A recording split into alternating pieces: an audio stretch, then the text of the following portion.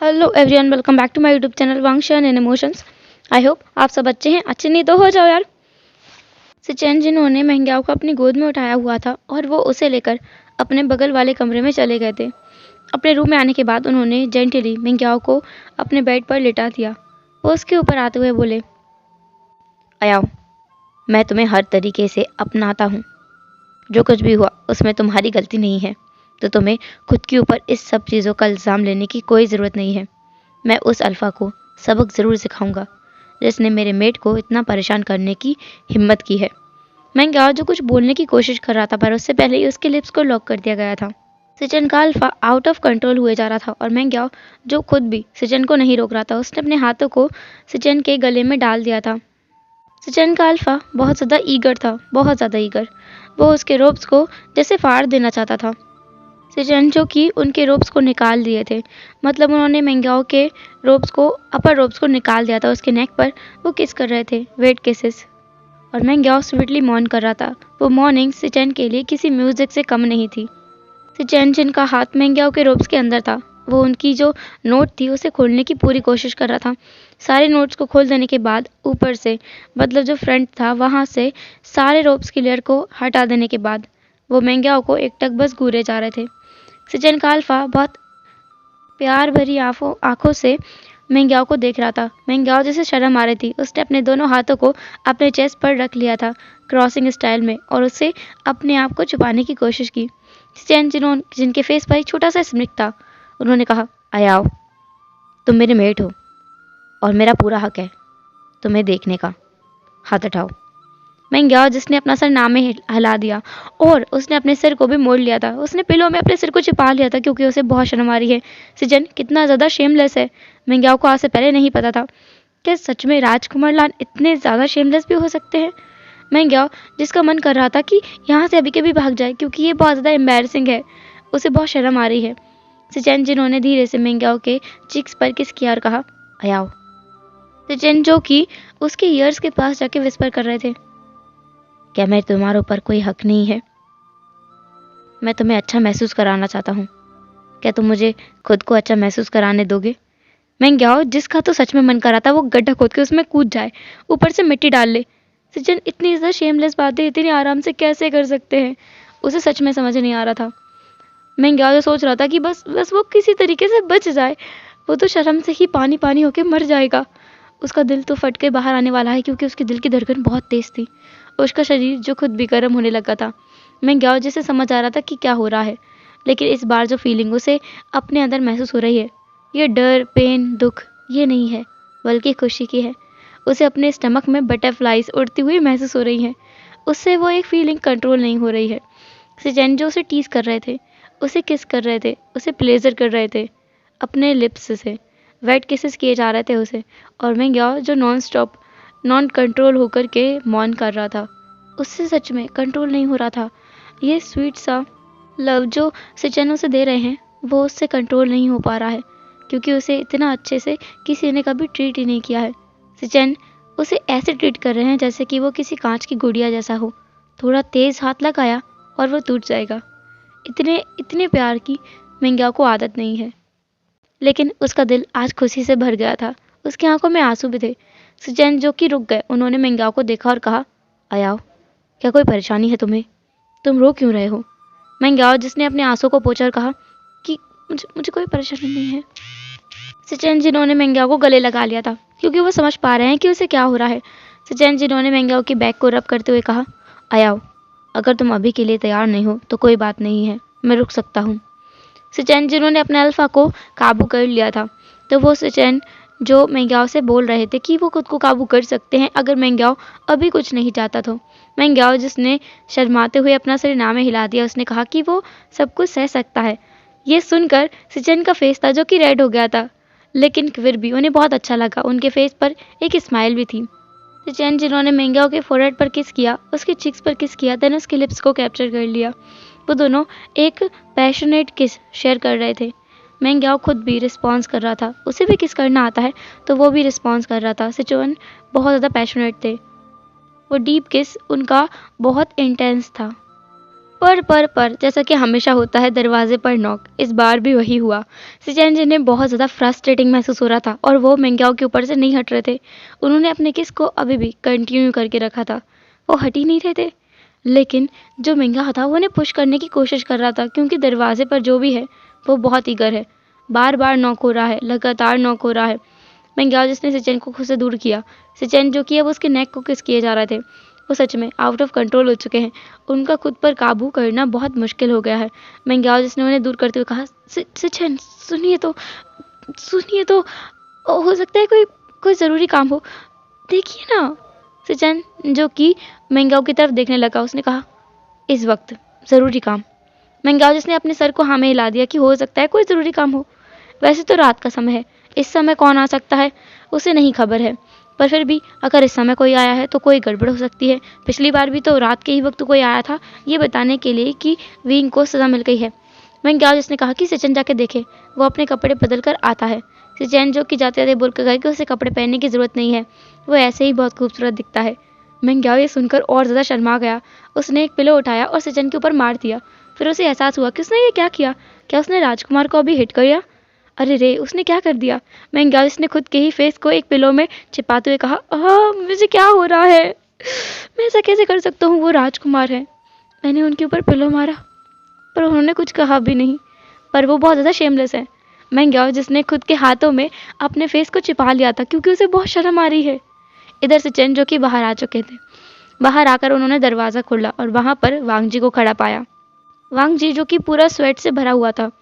सिचेन जिन्होंने वांग जी की तरफ देखा और कहा, वांग जी क्या हुआ है? वांग जी जिसने कहा, ब्रदर मुझे समझ नहीं आ रहा है मैं क्या करूं। मुझे फिर से वो दिखा। सिचेन जी ने समझ नहीं आया कि कौन दिखा। फिर उन्हें याद आया कि वांग जी को कुछ टाइम से विंग हर जगह पे नजर आ रहा है। तो उसने पूछ लिया, तुम्हें विंग की छवि दिखी? वांग जी ने हाँ में सिर हिलाया। उसने कहा कि उसे विंग की छवि दिखी थी और उसने उसके ऊपर हमला कर दिया, क्योंकि वो उसे हर जगह नजर आ रहा है। लेकिन इस बार गलती हो गई, वो सच में विंग था। विंग को चोट लग गई है। ये सुन करके सिचेन जो कि हैरान थे, उन्होंने पीछे देखा, क्या मेंग्याओ तो नहीं आया है? सिचेन जिन्होंने दरवाजे को बाहर से बंद किया और वांग जी के साथ तुरंत ही जिंगशी की तरफ चले गए, क्योंकि विंग को चोट जिंगशी में लगी है। अब यहाँ से हम थोड़े देर पहले का सीन देखते हैं। शाम के वक्त जब मेंग्याओ विंग के पास से बातें करके आ गया था, तब विंग जो कि अपने रूम से अब बाहर निकल आया था। वो एक बार वांग जी से मिलना चाहता है, एक बार उसे देखना चाहता है। जबकि उसे पता है कि सुबह वांग जी उसे देखने के लिए आया था, तो उसके दिल में एक होप थी, एक उम्मीद थी कि शायद वांग जी उसे पसंद करता हो। तो विंग जिंगशी की तरफ जा रहा था। जिंगशी की तरफ जाते जाते उसके मन में कई सवाल चल रहे थे। हो सकता है कि वो गलत हो, ये भी हो सकता है कि वो सही हो। अब जो भी होगा वो डायरेक्ट ही राजकुमार से बात करेगा, क्योंकि इसके बाद उसे जियांग चेंग को जाके सब कुछ बताना होगा कि वो सच में शादी करने वाला है या नहीं। अगर वांग जी ने मना कर दिया तो वो सच में शादी के लिए हाँ बोलने वाला है, और अगर वांग जी ने मना नहीं किया तो वो शादी के लिए मना ही कर देगा। बस वांग जी का एक बार हाँ कहना ज़रूरी है। विंग जो कि जिंगशी के सामने खड़ा हो गया था, उसकी हिम्मत नहीं हो रही थी दरवाजे पर आज नॉक करने की। फिर भी उसने धीरे से दरवाजे पर 2 बार नॉक किया।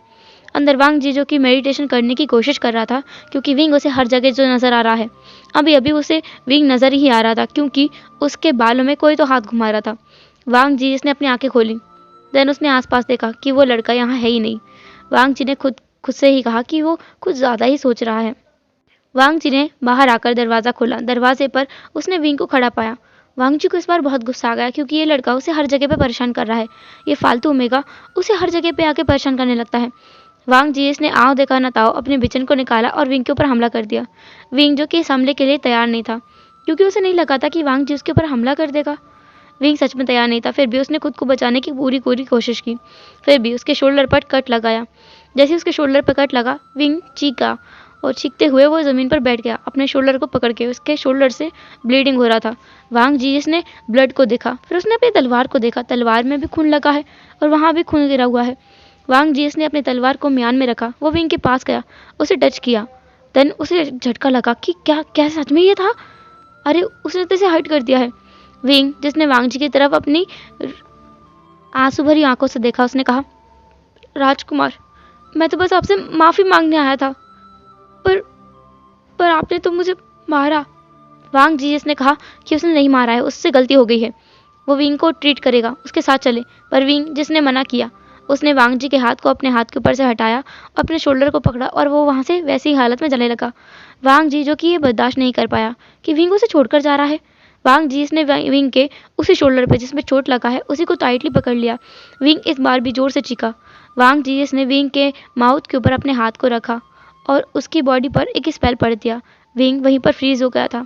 वांग जी ने विंग को अब गोद में उठा लिया था ब्राइडल स्टाइल में और जिंगशी मिलाकर बिठा दिया था। उसके हाथ पर कपड़ा बांध दिया था एक, जिससे उसकी चोट ठीक हो सके। विंग की बॉडी जो कि पैरालाइज थी तो वो हिल नहीं पा रहा था, लेकिन उसकी आंखों से बार बार आंसू आ रहे थे। विंग जो बोल रहा था, तुम बहुत बहुत गंदे हो, बहुत गंदे हो। मैं तो बस तुमसे माफ़ी मांगने आया था, पर तुम मेरी माफ़ी के लायक भी नहीं हो। मैं तुमसे कभी माफ़ी नहीं मांगूंगा, मुझे जाने दो। मेरा भाई मुझे इंतज़ार कर रहा होगा, मुझे जाने दो। वांग जी ने विंग की तरफ देखा और उसके माउथ पर साइलेंसिंग स्पेल का इस्तेमाल किया। वांग जी को समझ नहीं आ रहा है कि अब वो क्या करे। उसने तो विंग को हर्ट कर दिया है, अगर उसके ब्रदर को या ब्रदर इन लोग को पता चला तो क्या होगा। वो विंग को देख पा रहा था कि विंग के हाथ से अभी भी ब्लीडिंग हो रही थी। वांग जी जो कि बहुत ज़्यादा डर गया था, उसे समझ नहीं आ रहा है कि वो क्या करे। उसने तो गलती से विंग को चोट पहुंचा दी है, क्योंकि उसे सच में नहीं पता था कि ये ओमेगा यहाँ पर है। उसे तो लगा था कि ये उसकी बस इमेजिनेशन है। वांग जी जो कि अब अपनी जिंगशी से निकल गया था, क्योंकि उसे अपने भाई से बात करनी होगी। उसे अपने भाई को सब कुछ बताना होगा कि उससे कितनी बड़ी गलती हो गई है। वांग जी डायरेक्ट अपने भाई के कमरे के पास पहुंचा। वहां जाके वो जबरदस्ती जोर जोर से नॉक करने लगा, क्योंकि उसे बहुत घबराहट हो रही है। विंग को चोट लगी है, उसे दर्द हो रहा है, अपने दिल में बहुत दर्द हो रहा है। उसे नहीं मालूम है कि ये क्यों हो रहा है, लेकिन उसे हो रहा है। उसे फिलहाल किसी के सहारे की सख्त ज़रूरत है और वो जानता है ये सिर्फ उसका भाई हो सकता है और कोई नहीं। Back to present. सिचेन ने सारी बातों को सुना। उन्होंने जिंगशी के अंदर जाते ही विंग को देखा। विंग को देखने के बाद उन्होंने वांग जी से कहा कि विंग के माउथ से साइलेंसिंग स्पेल को हटा दे। वांग जी ने भी वही किया। जैसे ही उस स्पेल को हटाया गया, विंग जो जोर जोर से रोने लगा। विंग जिसने रोते हुए कहा, गगा आपके भाई ने मुझे कितना कितना बुली किया है। देखो मेरे शोल्डर पर भी इसने तलवार से वार कर दिया, मुझे कितना ब्लड निकल रहा है और ऊपर से मुझे यहाँ पे इसने बंदी बना के रखा है। देखो ना देखो, ऊपर से इसने मेरे माउथ को भी बंद कर दिया था। मुझे तो सांस भी नहीं आ रही थी। गगा पता है आपको। विंग जो कि ये सब कुछ बोलकर रोने लगा था। उसकी आंखों में बहुत सारे आंसू थे। विंग को रोता हुआ देखकर वांग जी को भी बुरा लग रहा था। वो खुद भी विंग के पास जाके उसे कंसोल करना चाहता था, पर वांग जी तो वांग जी है। वो अपनी जगह पर ही इमोशनलेस फेस के साथ में खड़ा हुआ था। सिचेन जी ने सब समझ आ रहा था कि वांग जी अभी क्या महसूस कर रहा है, तो वो खुद ही विंग के पास गए। सिचेन जिन्होंने विंग के उठने में मदद की और उसे जिंगशी से बाहर ले आए। उन्होंने इस पूरे समय में एक बार भी वांग जी से एक शब्द भी नहीं कहा। वो विंग को लेकर जा रहे थे। वांग जी ने पीछे से पूछा, गगा आप उसे कहाँ ले जा रहे हैं। सिचेन जिन्होंने वांग जी को कोई जवाब नहीं दिया। वांग जी जो कि उनके पीछे पीछे आने लगा, क्योंकि वो देखना चाहता है कि सिचेन विंग को कहाँ ले जा रहे हैं। सिचेन विंग को वैधशाला लेकर गए थे। वहाँ उसका इलाज करवाया। उसके हाथ में एक टाँका लगा था। ज़्यादा जोर का कट आया नहीं था, हल्का सा ही कटा था, जहाँ पर एक टाँका लगा दिया गया था। और उसके बाद में वहाँ पर मेडिसिन भी अप्लाई किया गया और विंग से कहा गया कि वो इस हाथ से ज़्यादा काम ना करे। वांग जी से महसूस हो रहा था कि बहुत कुछ गड़बड़ हो चुकी है, क्योंकि विंग एक बार भी उसकी तरफ नहीं देख रहा है। उसका इलाज हो जाने के बाद में सिचेन उसे अपने साथ ले जा रहे थे। वांग जी अभी भी उनके पीछे पीछे था। सिचेन जो उसे ओमेगास के जो क्वार्टर्स है वहाँ पर ले करके जा रहे थे। उन्होंने अब वहाँ एक एरिया तक पहुँचकर कुछ ओमेगास को बुलाया और उससे कहा कि वो विंग को अपने साथ ले जाएं। वांग जी अभी भी अंदर जाने की कोशिश कर रहा था, पर सिचेन उसे पकड़ के वापस ले आए।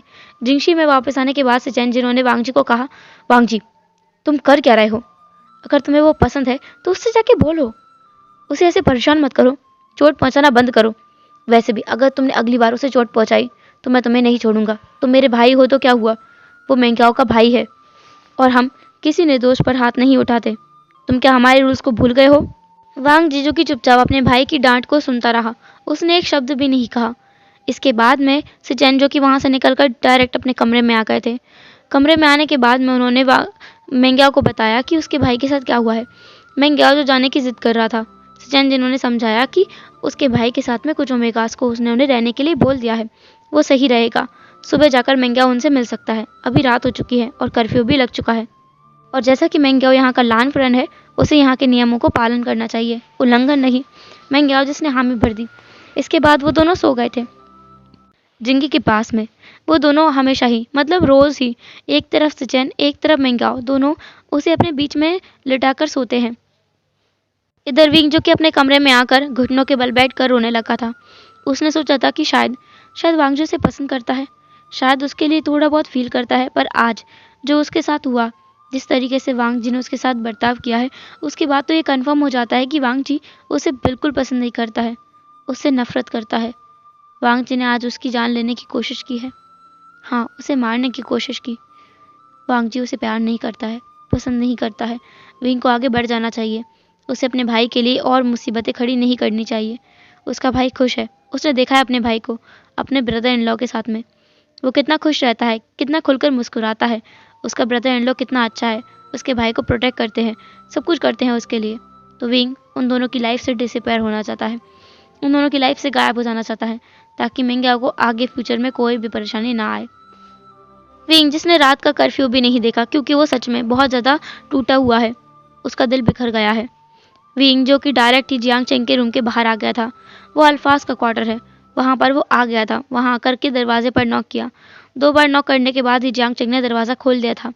उसने जैसे ही विंग को देखा, उसने तुरंत ही उसे अंदर बुला लिया, क्योंकि बाहर कर्फ्यू लग चुका है और अगर किसी ने विंग को यहाँ देख लिया तो उसे सज़ा मिल जाएगी। जियांग चेंग जिसने विंग से पूछा कि क्या बात है, क्या विंग ने वांग जी से बात की, क्या हुआ है। विंग जो कि जियांग चेंग के गले रखकर रोने लगा। जियांग चेंग जो उसे कंसोल करने की कोशिश कर रहा था, उसने कहा कि वो जियांग चेंग को सब कुछ बता सकता है, चेंग उसे समझेगा। विंग जो कि उससे थोड़ा दूर हुआ, थोड़े डिस्टेंस पे जाके बैठ गया।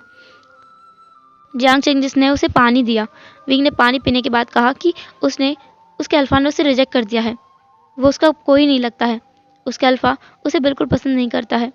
विंग को आगे बढ़ना ही होगा। उसे ये सोचते हुए भी पेन हो रहा है अपने दिल में, उसे बहुत बहुत दुख हो रहा है, बहुत दुख, इतना दुख हो रहा है जितना वो झेल ही नहीं सकता। फिर भी वो आगे बढ़ना चाहता है, वो वांग जी को उसके हाल पे छोड़ना चाहता है। अगर वो इसी क्लान में रहा तो वो वांग जी को अवॉइड नहीं कर पाएगा, कहीं ना कहीं से किसी ना किसी तरीके से वो उसके सामने ही चला जाएगा। और अगर ऐसा हुआ तो विंग खुद पर काबू नहीं कर पाएगा और उसे फिर से परेशान करेगा। तो विंग चैंग से शादी करने के लिए तैयार है। चैंग जिसने एक और बार पूछा, विंग तुम इस बार श्योर हो ना, क्योंकि इस बार अगर तुम्हें वांग जी ने पसंद नहीं किया, तुम्हें वांग जी ने नहीं रोका, तो मैं सच में शादी कर लूँगा। विंग जिसने कहा कि हाँ वो तैयार है।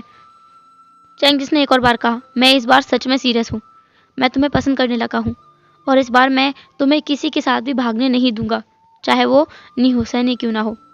अगर वांग जी नहीं तो कोई और नहीं सिवाय मेरे। विंग जिसने हामी भर दी। इसके बाद जियांग चेंग खुद विंग को उसके रूम में छोड़कर आया। वो वापस आते हुए सोच रहा था कि पता नहीं इस बार क्या होगा। उसे अपने लिए तो खुशी हो रही थी कि विंग फाइनली अब उसका होने वाला है, लेकिन उसे विंग के लिए बुरा भी लग रहा था कि विंग को उसकी खुशी का कुछ नहीं मिला है। जियांग चेंग जो सोच रहा था वो ज़्यादा खुश होगा अगर विंग को उसका प्यार मिल जाए, क्योंकि वो जानता है अपने प्यार के बिना रहना कितना मुश्किल है।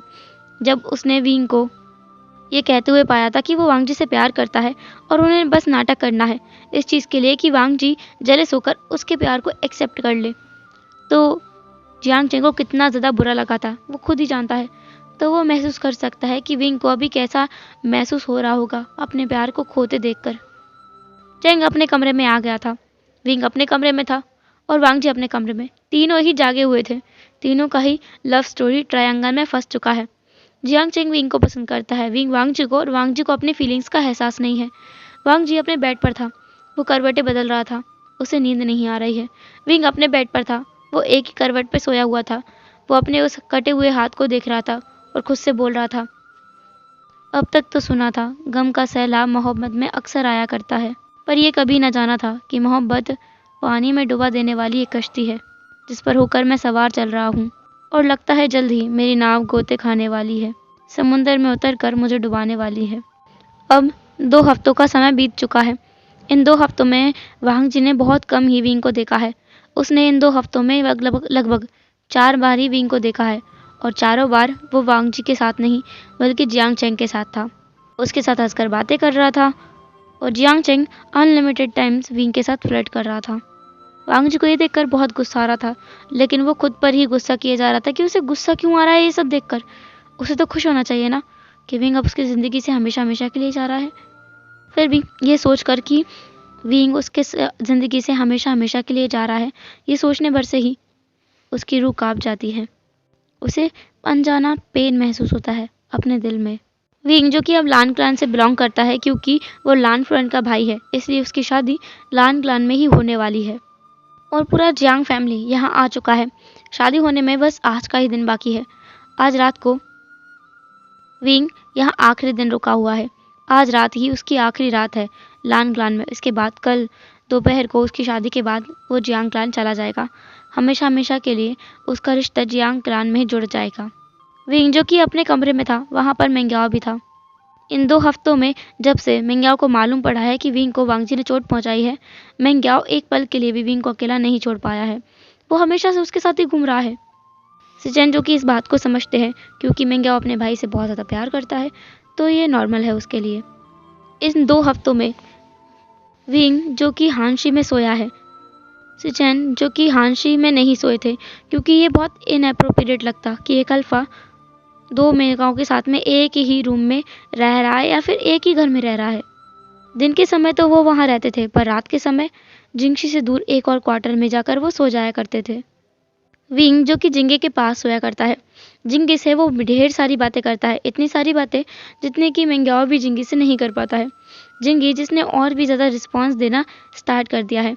इस बात को अभी तक किसी को बताया नहीं गया है, ना ही लान क्वेन को, ना किसी और को। लेकिन विंग जो कि यहाँ रह रहा है, तो उसे अब ये बात मालूम है और वो ये बात जानकर बहुत ज़्यादा खुश है। विंग को ये तो मालूम था कि सिचेन का एक बेटा है, लेकिन वो बेटा इतना प्यारा है, उसे नहीं मालूम था। आज आखिरी दिन विंग जो कि मेंग्याओ के साथ में बैठा हुआ था। मेंग्याओ की गोद में विंग का सर रखा हुआ था। विंग जो कि नीचे बैठा हुआ था, बेड से नीचे, और वो अपने भाई मेंग्याओ के हाथों से हेड में मसाज ले रहा था। विंग जो कि अपने भाई के साथ बिताए हुए पुराने जितने भी पल हैं उन्हें याद कर रहा था कि उनका समय कितना ज़्यादा अच्छा था जब वो दोनों साथ में थे, उनकी माँ के साथ थे। विंग के दिमाग में सिर्फ अच्छी मेमोरीज ही चल रही थी। उनका मैंगसी के साथ रहना, मैंगसी के बाद मेंग्याओ के साथ बिताए हुए हर एक लम्हे को वो याद कर रहा था और मुस्कुरा रहा था। मेंग्याओ जिसने विंग के बालों में हाथ फिराते हुए कहा, विंग एक बात बताओ, क्या तुम्हें सच में जियांग चेंग पसंद है? अगर तुम्हें राजकुमार जियांग पसंद नहीं है तो क्या मैं सिचेन से बात करूं? विंग जिसने अपने भाई की तरफ देखा और कहा, ओफो गगा, आप ये सवाल मुझसे अब तक कितनी बार पूछ चुके हो। हाँ, मैं तो सच में पागल हो जाऊंगा अगर आप मुझसे एक बार ये सवाल पूछोगे। वांग जी जिसने कहा, अच्छा ठीक है, वो एक और बार ये सवाल नहीं पूछेगा। विंग ने कहा, हाँ बिल्कुल मत पूछना, क्योंकि मैं जवाब भी नहीं देने वाला। अरे मैं कितनी बार बोलूं कि मुझे वो पसंद है, इसलिए मैं उससे शादी कर रहा हूँ। मेंग्याओ जिसका दिल बहुत ज़्यादा घबरा रहा था, उसे यकीन नहीं हो रहा है उसके भाई का मेट उसे पसंद नहीं करता है, मतलब वांग जी विंग को पसंद नहीं करता है। लेकिन उसने देखा है कि विंग कितना ज़्यादा वांग जी को पसंद करता है। इन 2 हफ्तों में जब से वो विंग के साथ रह रहा है, उसने विंग को अकेले में ही बैठे बैठे मुस्कुराते हुए देखा है, खुद के मन में बड़बड़ाते हुए सुना है कि वो वांग जी को पसंद करता है, पर वांग जी उसे नहीं करता। इधर वांग जी जो अपने कमरे में था, उसे नींद तो नहीं आ रही थी, फिर भी उसने अपने आप को ज़बरदस्ती सुला लिया। वांग जी जो कि खुद को देख पा रहा था एक अंधेरे कमरे में, उस अंधेरे कमरे में जिसमें कोई भी नहीं है, कोई भी नहीं। अचानक से ही उस अंधेरे कमरे में एक छोटी सी रोशनी की किरण उसे दिखाई देने लगती है। वांग जी जो कि उस रोशनी की तरफ अपने कदमों को बढ़ा रहा था, वो उस तरफ चलते जा रहा था। जैसे जैसे वो आगे बढ़ रहा था, रोशनी ज़्यादा होती जा रही थी। फाइनली वो पूरी तरह से रोशनी में आ चुका था और उसके सामने विंग खड़ा था। विंग का वो ब्यूटीफुल फेस देखकर वांग जी खुद को रोक नहीं पाया। वो विंग के पास चला गया। उसने विंग से पूछा, विंग तुम यहाँ क्या कर रहे हो? तुम शादी करने वाले हो ना आज? तो तुम यहाँ क्या कर रहे हो? जाओ। विंग जो कि रेड कलर के गाउन में था, रेड कलर के रोब्स में, उसके फेस पर वेल थी जो कि उसके माथे पे बालों में लगी हुई थी। उसे थोड़ा नीचे गिराने पर उसका फेस कवर हो जाएगा। विंग जिसने कहा, हाँ मैं जा रहा हूँ शादी करने के लिए, और हमेशा हमेशा के लिए तुम्हारी ज़िंदगी से दूर जाने के लिए। इसके बाद तुम मुझे कभी नहीं देख पाओगे, मैं तुम्हारे पास कभी नहीं आऊँगा। और हाँ, मेरे शरीर पर, मेरी स्मेल पर, हर एक चीज़ पर राजकुमार जियांग चेंग का हक होगा, तुम्हारा नहीं। मैं उनके साथ मुस्कुराऊंगा, उनके लिए मुस्कुराऊंगा, उनके लिए खाना बनाऊंगा, उनका कमरा साफ करूंगा और उनके बिस्तर पर। वांग जी ने विंग को चुप करा दिया, अपने हाथों से उसके मुंह पर हाथ रख दिया। उसने कहा, विंग। विंग जिसने कहा अपने हाथ को, मतलब वांग जी के हाथ को उसके मुंह से हटाते हुए कहा, क्या सुनकर बुरा लग रहा है? अब तो ये होने वाला है, ये सच होने वाला है। कल सब कुछ यही होगा। तुम मुझे किसी और की बाहों में देखोगे, मैं किसी और का हो जाऊंगा। वो मुझे अपना कहेगा, तुम्हारी तरह मुझे रुलाएगा नहीं। और वैसे भी तुम मुझसे नफरत करते हो और मैं तुमसे नफरत करता हूँ मैं तुमसे। वांग जी ने जब ये शब्द सुना कि विंग उससे नफरत करता है, वांग जी को अपने दिल में एक शार्प पेन का एहसास हुआ। उसने कहा, नहीं, तो तुम मुझसे नफरत नहीं कर सकते। विंग जिसने कहा, क्यों? वांग जी ने कहा, क्योंकि तुम मेरे मेट हो, तुम मुझसे नफरत कैसे कर सकते हो? विंग जिसने कहा, मेट तुम्हारा? हाँ, मैं तुम्हें मेट नहीं मानता। मैं वी वुशियान, जियांग क्लान का होने वाला जियांग फुरेन, तुम्हें गुसू के सेकंड जेड लान वांग जी को अपना मेट अस्वीकार करता हूँ। ये सुनते ही वांग जी, जो कि एकदम एकदम हैरान हो गया था, उसका दिल जैसे बहुत दुख रहा था, और तभी उसकी आंखें खुल गईं। वांग जी इसका पूरा फेस, पूरा बॉडी पसीने से भरा हुआ था। वांग जी गहरी गहरी सांसें ले रहा था। वांग जी, जिसे समझ नहीं आया कि ये क्या हुआ, वो जोर से विंग का नाम लेकर चीखा था और उठ गया था। उसने अपने आसपास का एरिया देखा। उसने गहरी गहरी सांसें ली। वांग जी, जो कि तुरंत ही अपने बेड से उठ गया और जिंगशी से बाहर निकल गया। हेलो एवरीवन, तो कैसा रहा आज का पार्ट? जो भी हो, जैसा भी कमेंट जरूर करना, वीडियो को लाइक करना, चैनल को सब्सक्राइब करना, एंड फिर मिलेंगे नेक्स्ट एपिसोड में। तब तक के लिए tata, take care, bye bye, अपना ख्याल रखना।